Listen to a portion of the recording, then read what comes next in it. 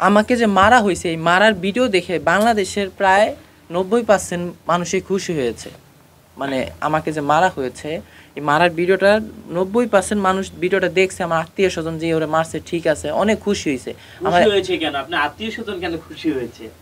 না, আমার আত্মীয় স্বজনই তো সবচেয়ে বড় খারাপ, কারণ এই যে সফলতা আসছে। আর সব থেকে ইম্পর্টেন্ট বিষয় হচ্ছে মানে আমার আত্মীয় স্বজনরা আমাদের অনেক ক্ষতি করার চেষ্টা সবসময় করে।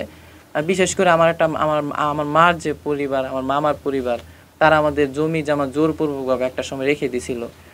মানে আমাদের সবচেয়ে বেশি ক্ষতি করেছে আমার মামার পরিবাররা, মানে আমার হচ্ছে নানার পরিবার যারা, তারা আমার বাবা জমি কিনছিল তার শ্বশুর বাড়িতে। তো সেই জমিগুলো আমার আত্মীয় স্বজনরা জোর করে রেখে দিয়েছিল।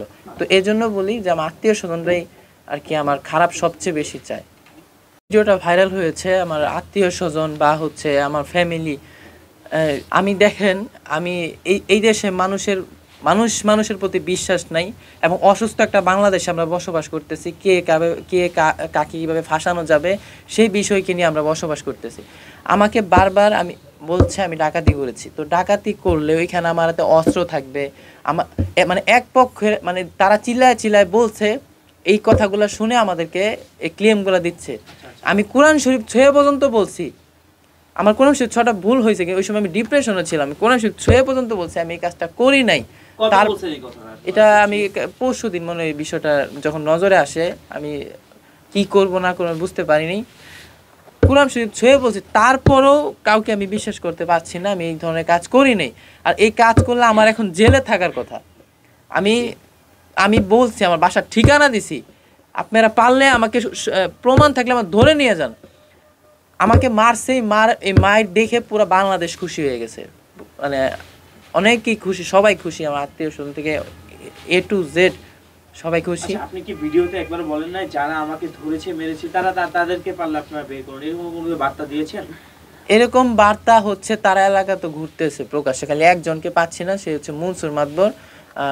সে তার বিরুদ্ধে আগে আরো 4টা মামলা হয়েছে। আমি এই বিষয়ে 26 সপ্তাহ আগে একটা ভিডিও বানিয়েছিলাম, কারণ এখানে যিনি সাদ্দাম নামে যে লোক, সে আগে আওয়ামী লীগদের সাথে মিশে থাকতো, এখন বিএনপি ক্ষমতায় এসেছে, মানে বিএনপিদের সাথে থেকে এখন বিএনপির পাওয়ার দেখাচ্ছে, যে আমাকে বলতেছে যে বিএনপি যদি ক্ষমতা আসে আমার নাকি এলাকা থেকে বের করে দিবে, পিঠে চামড়া ওঠায় ফেলবে, এই ধরনের হুমকিও আমাকে দেওয়া হচ্ছে। মানে যারা আওয়ামী লীগ ছিল, আমার মনসুর মাতবর যিনি, সে তো আওয়ামী লীগ ছিল, সে তখন পলাতক, আর আমার কাছে টাকা চাইতো, ওই তো সাদ্দাম, এখন সে বিএনপি সাপোর্টে চলে। তো এই পাওয়ারে এখন এই ধরনের হুমকি দিচ্ছে, এবং ভিডিও ছাইরা দিচ্ছে আমরা যে মামলাটা, যাতে মামলা না ওঠানোর কারণে। আচ্ছা, ভিডিওটা যে আমি হচ্ছে অলরেডি 26 সপ্তাহ আগে একটা ভিডিও তৈরি করেছি, সেটা আমি আমার পেজে আছে, আমি একটু দেখাই। মানে আপনার এই ঘটনা যে ঘটার আগের ভিডিও এটা? হ্যাঁ, সেই ভিডিওটা আমার কাছে আছে, তো একটু শোনাবেন, একটু ভয়েস শোনাবেন।